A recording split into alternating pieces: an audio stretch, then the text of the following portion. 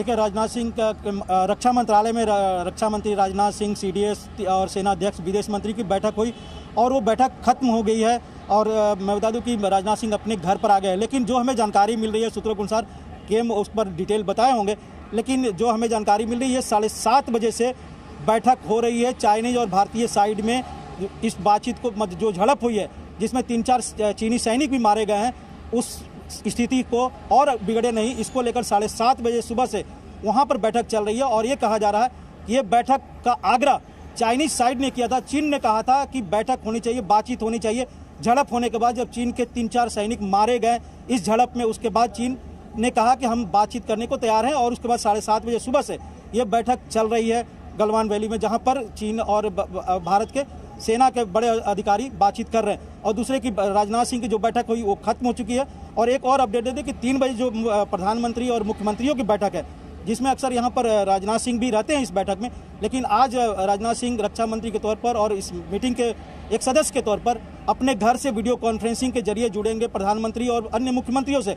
माना यह जा रहा है, हालांकि ये कन्फर्म नहीं है, माना यह जा रहा है उस बैठक के शुरू होने से पहले रक्षा मंत्री प्रधानमंत्री को भी ब्रीफ करेंगे कि जो उनकी बातचीत हुई है सेना अध्यक्ष और विदेश मंत्री और सीडीएस के साथ। तो कहीं ना कहीं बातचीत दिल्ली में भी हो रही है और बातचीत वहाँ भी हो रही है, लेकिन वो बातचीत 3-4 चीनी सैनिक के मारे जाने के बाद चीन अपनी तरफ से पहल की, उसके बाद वो बातचीत शुरू हुई है सुबह 7:30 बजे। जी, यानी कि चीन की तरफ से पहल की गई है, उसके बाद सुबह 7:30 बजे बातचीत शुरू हुई है। कशमोहन, इससे आप अपनी बात पूरी कीजिए। और जैसा इसी चीज का जिक्र मैंने पहले भी किया था ना, वो जो रॉयटर की स्टेटमेंट कहती है, जिससे मैं अलग तरीके से पढ़ रहा था। आपने कहा कि वो, जब मैंने कहा कि क्या चीन हल्का सा बैकफुट है, उसे लग रहा है कि यूनिलैटरल एक्शन ना हो जाए, इसलिए चीन के अधिकारियों ने ही कहा कि नहीं, हमें एक व्हाइट फ्लैग मीटिंग करनी है। देखिए, कल रात की घटना के बाद से भारतीय सेना और पूरा भारत उस चीज़ को स्वीकार करना बहुत मुश्किल होगा कि जब चर्चाएं चल रही हैं उस वक्त एक कमांडिंग अफसर और 2 जवानों को वीरगति मिल जाती है चीनी हमले में। भारतीय सेना की तरफ से भी बिल्टअप बहुत तगड़ा है, चीन की तरफ से भी बिल्टअप बहुत तगड़ा है।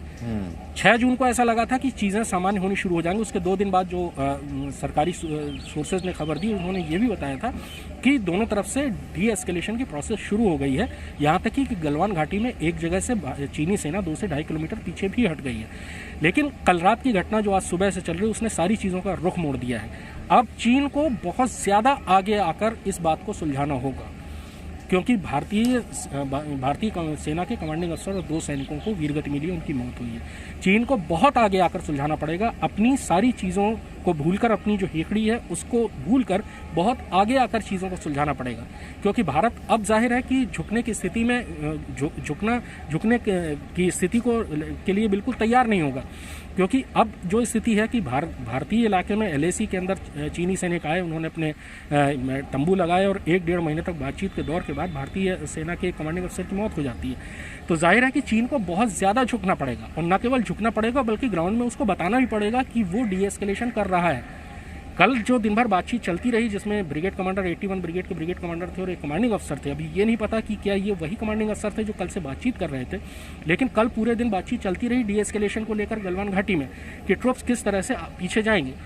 लेकिन अभी तक जो ग्राउंड से जो खबरें आ रही हैं उसमें यह है कि अभी तक पीछे हटना चीन ने शुरू नहीं किया था।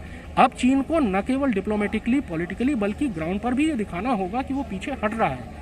क्योंकि अब भारत के लिए, भारतीय सरकार के लिए और भारतीय सेना के लिए पास कोई विकल्प नहीं बचता है कि अगर कमांडिंग अफसर शांति वार्ता के बीच में मार दिया जाता है उसके बाद। सचिन, कर्नल तेज टिक्कू, कमांडिंग अफसर शांति वार्ता के बीच में अगर मार दिया जाता है, जो कि 40 साल में ऐसा